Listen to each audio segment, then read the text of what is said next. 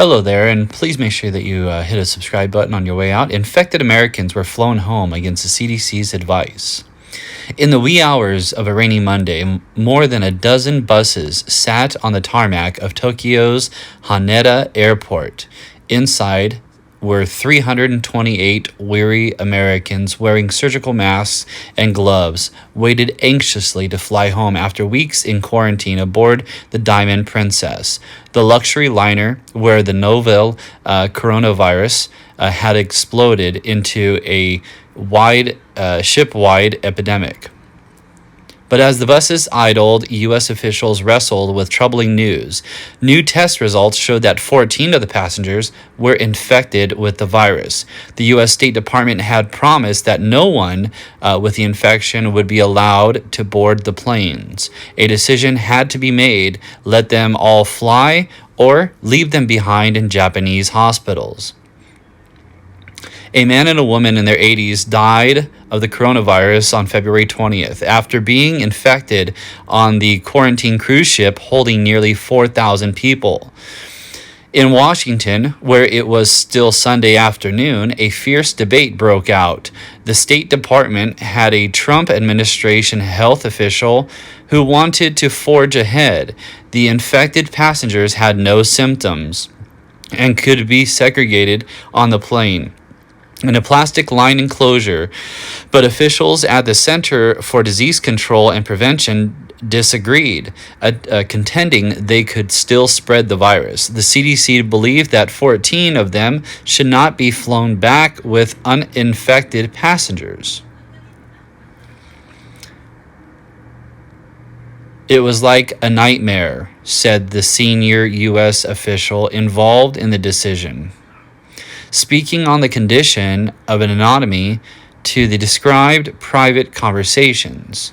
Quite frankly, he said, the alternative could have been pulling grandma out in a pouring rain, and that would have been bad too.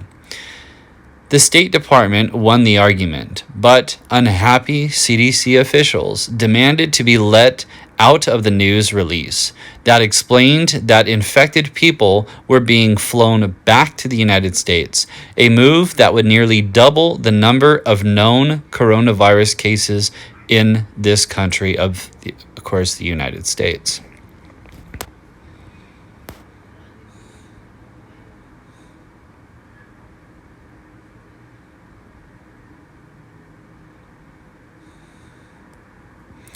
This is the quarantine cruise ship. They were flying them back. This is obviously the airplane, and this is a specialized quarantine airplane. So the guy that's taking the picture of the selfie is Spencer Fehrenbacher, 29 years of age, takes a selfie aboard the State Department chartered airplane about to depart from Japan. The tarmac decision was a pivotal moment for the U.S. officials improvising their response to a crisis with a few precedents and extraordinary high-risk. Efforts to prevent the new pathogen from spreading have revealed the limits of the world's readiness for an unprecedented public health emergency. In the worst-case scenario, Cavid-19, a flu-like respiratory infection, could become a full-blown global pandemic. Navigating the crisis has required delicate medical and political judgments. The decision to evacuate the Americans from the Diamond Princess came only after infections on the cruise ship spiked. The passengers revealed their grim living conditions. One lesson from that debacle is that cruise ships are like petri dishes. Thousands live in close quarters on a vessel never designed for medical quarantine facilities. The crew continued to deliver food, and health workers moved throughout the ship. More than 600 of the 3,700 passengers and crew members have now been tested positive for the coronavirus. Again, 600 of them were tested positive out of the 3,700 passengers. 2 older Japanese passengers have died. So there's 600 people there that's been tested positive. I tried to zoom in on this portion to show you that it says 600 were tested positive out of the 3,700. That's an alarming number. With Japanese authorities quarantining the passengers for weeks off the coast of the ship quickly developed the second largest number of the coronavirus cases on the planet outside of China, more than in Japan, Singapore, Thailand, and the United States, or all of the Europe.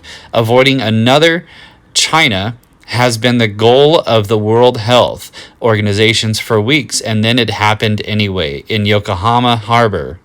The treatment of the Diamond Princess passengers stands in stark contrast to what happened to those on another cruise ship, the Westerdam, who were greeted by the Cambodian Prime Minister with handshakes and flowers and who later traveled widely. Only later did news come out that one of the Westerdam passengers had tested positive for the virus. That situation spurred fears that the Westerdam passengers would spread the virus around the world, but no additional passengers have tested positive, and so far, no evidence has emerged. They have widely seeded the virus. The coronavirus officially SARS-CoV-2 is extremely contagious. Experts estimate that without protective measures, every infected person will spread it to an average of slightly more than 2 additional people. The disease COVID-19 has been fatal in roughly 2 out of every 100 confirmed cases. So 2 out of 100 people are dying from the cases. That, if you're infected, you got a 2 out of 100 chance that you're going to probably die. Travelers have already spread it to more than 24 countries, where it has infected more than 75,000 people and killed more than 2,000 people. Waiting for the knock of doom. This is a little story about that guy who was taking a picture of himself. The Diamond Princess left Yokohama for a 15-day cruise on January 20th. One man from Hong Kong left the ship when it docked there 5 days later and checked into the hospital on February 1st. Officials confirmed he was infected with the coronavirus. Spencer Frebenbacher, 29, the guy that you saw before taking a picture of himself on the airplane, an American studying for his master's degree in China, signed up for the cruise with friends as a break between semesters. Just a couple of days in, they became alarmed about reports of the coronavirus spreading in China. In Vietnam, he came down with a fever. It lasted only about 24 hours, but he feared he might have the virus. He decided not to get off at the next 2 stops in Taipei and Okinawa because he was afraid he would end up quarantined. Great. Thanks for spreading the news, right? The ship sped back to Yokohama and docked on February 3rd. Japanese authorities told passengers they could not leave. The next day, they mingled aboard. Many ate a buffet dinner, but the casino was closed and evening show canceled. That night, the captain ordered passengers to return to their cabins and stay there until quarantine officers came to see them. Over the next several days, test results trickled in. Dozens had become infected. Fehrenbacher kept fearing the worst. I was sitting there all day, waiting for what I called the knock of doom on the door, he said. Fehrenbacher stayed in his room every day, all day. He had a balcony, and that was good enough. He started using the word optimistic when he spoke to friends and family because positive carried a bad connotation. He recorded a video and sent it to his brother to share with his family in case he was hospitalized and unable to communicate or even died. He said, "Mom, Dad, I love you. I miss you. I'm sure everything will be okay." He recalled saying. 5 days after the ship reached port, the CDC wrote a letter to the American passengers saying that remaining in your room is the safest option to minimize your risk of infection, and adding, "We acknowledge that this situation is difficult." Really. For nearly 2 weeks, the only way off the Diamond Princess was through illness or a ride by ambulance to further isolations in hospital. A complaint to Congressman Tip balances. For some of the difficult situations that became dire by the score, people tested positive. The crew members, meanwhile, were forced to stay at their jobs. Some 200 passengers were over the age of 80, at much higher risk of dying from the virus. Obviously, the situation on the ground changed.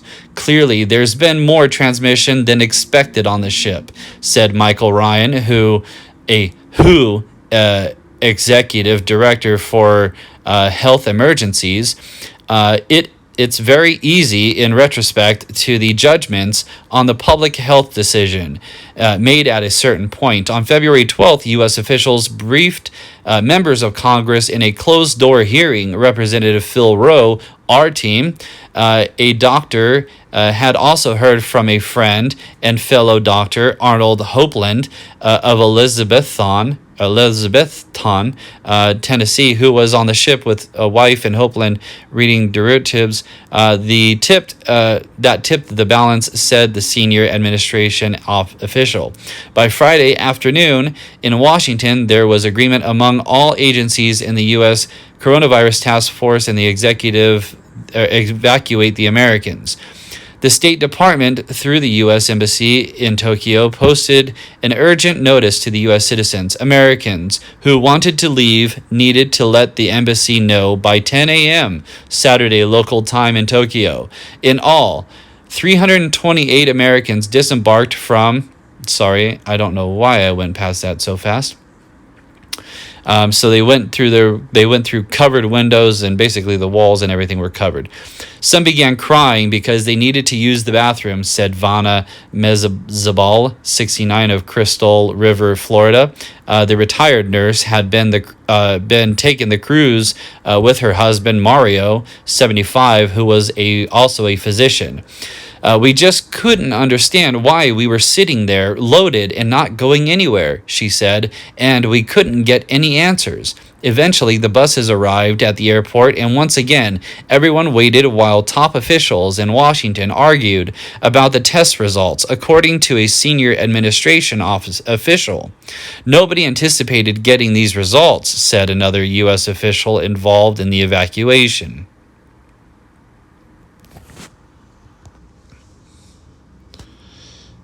During one call, the CDC's principal deputy director, Ann Shushat, argued that taking the infected Americans on the plane, according to two participants, she noted the U.S. government had already told passengers they would not be evacuated with anyone who was infected or showed symptoms. She was also concerned about infection control.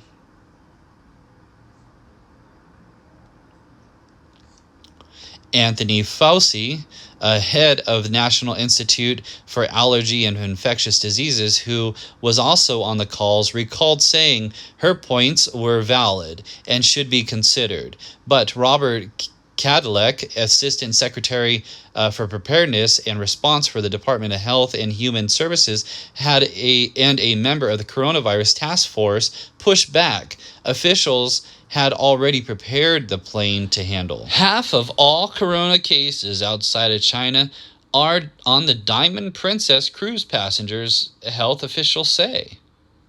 Let's find out. Please, again, make sure that you subscribe to this YouTube channel.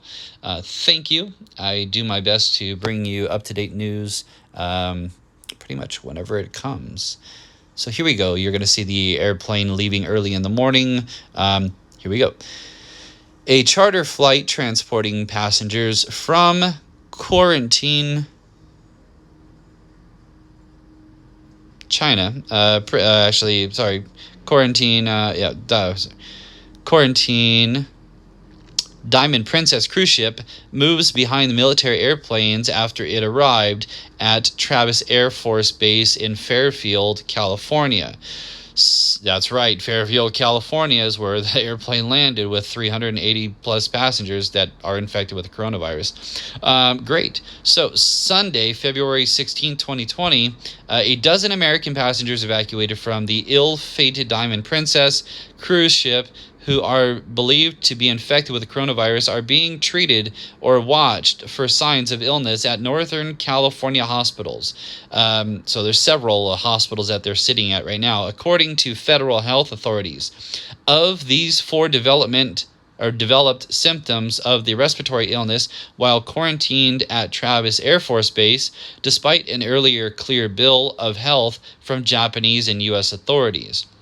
The new tally released by the U.S. Centers for Disease Control on Wednesday brings the number of suspected cases in the latest group of repatriated Americans evacuated from the cruise ship to 15.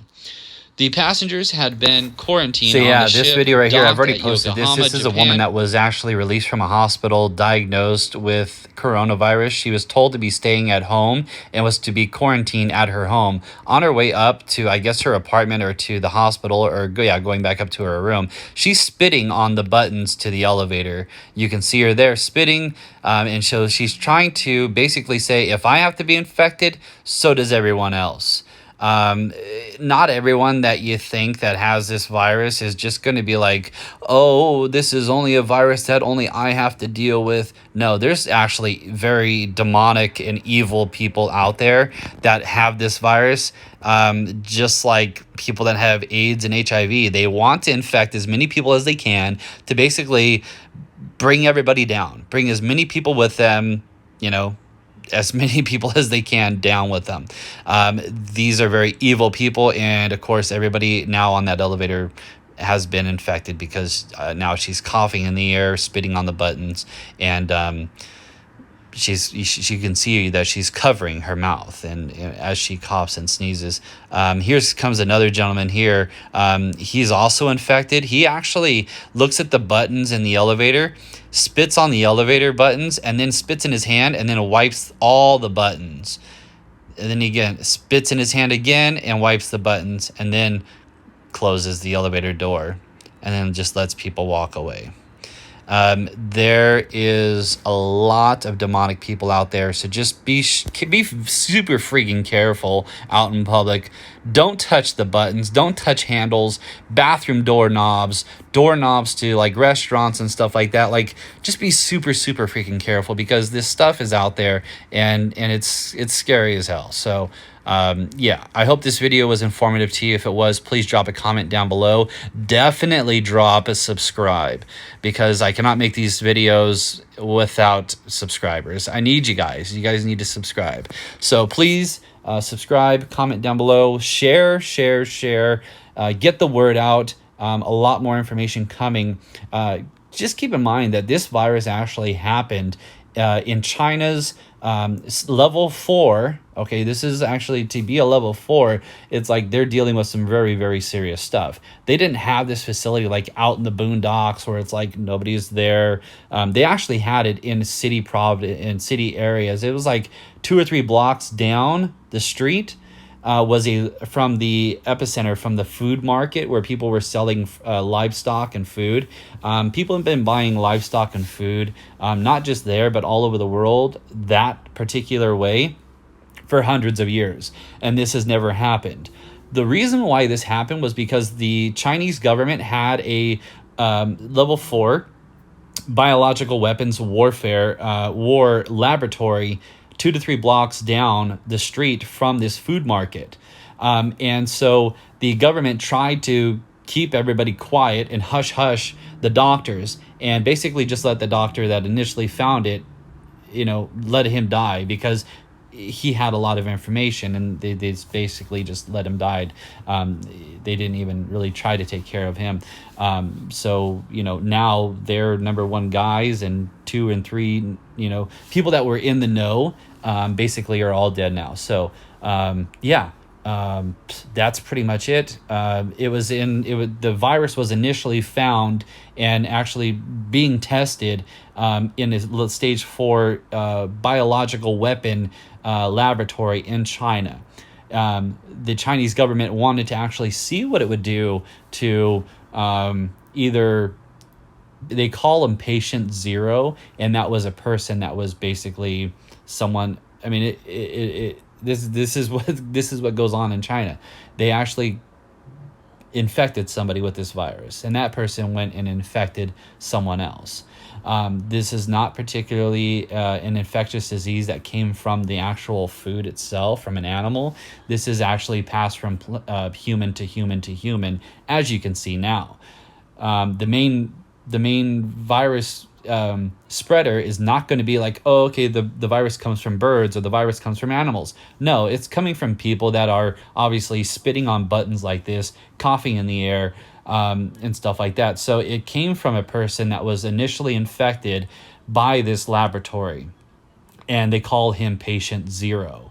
Unknown person, unknown name, but the doctor who originally knew about this 2 weeks prior to the virus actually spreading and outbreaking, and and the government actually knew about it, and they try to keep the people quiet. So again, there's a lot of information that I need to cover. This is not a fluke. This is not a coincidence. This was created by a biological weapons laboratory in China, and this is a biological warfare right now that China has. They act like they don't know, of course, but it is that's the fact. That's the fact that remains. There's so much information, so many videos out there that's going to exactly confirm what I have just said. So go ahead, subscribe, and share. Thank you so much.